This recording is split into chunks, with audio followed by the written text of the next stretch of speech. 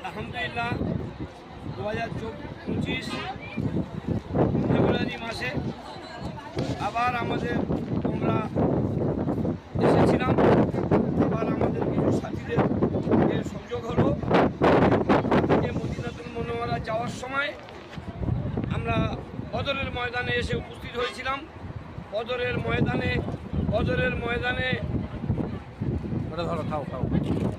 বদরের ময়দানে একদম পাশেই মসজিদ আরিশে আল্লাহ রাসূল সাল্লাল্লাহু আলাইহি ওয়াসাল্লাম যেখানে কিয়াম করেছিলেন সেখানেই আমরা জোহরের নামাজ আদায় করেছি। আলহামদুলিল্লাহ, লাখ লাখ শুকর। সেই মসজিদে তার পাশেই সাহাবায়ে কেরাম রাদিয়াল্লাহু আজমাইন শুহাদারা যেখানে শুয়ে আছেন সেই কবরস্থান জিয়ারত করেছি। তারপরেই আমাদের ড্রাইভার সাহেব যে জায়গায় এসে উপস্থিত করেছেন, আপনারা জানেন যে বদরের যুদ্ধের সময় মুসলমানদের সাহায্যের জন্য আল্লাহ রাব্বুল আলামিন ফেরেশতাদের পাঠিয়েছিলেন। এই জবলে মালাইকা বলা হয়। জবল মানে হচ্ছে কি পাহাড়, আর মালাইকা মানে ফেরেশতাদের পাহাড়।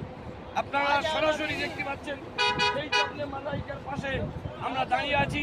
সারা বিশ্বের হাজী সাহেবরা এখানে এসছেন দেখার জন্য, জিয়ারত করার জন্য।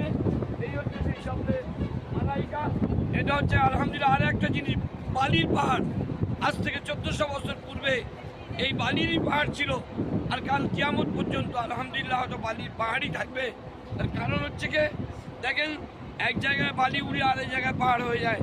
একটা মানে পাথরের পাহাড় বালি উড়ে উড়ে গিয়ে সেখানে চাপা দিয়ে দেয়, কিন্তু এটা হচ্ছে কি বালির পাহাড়, বিশাল বড় পাহাড়। এখান থেকে আপনি কয়েক মিনিট যাবেন শুধু পাহাড়ই পাহাড়।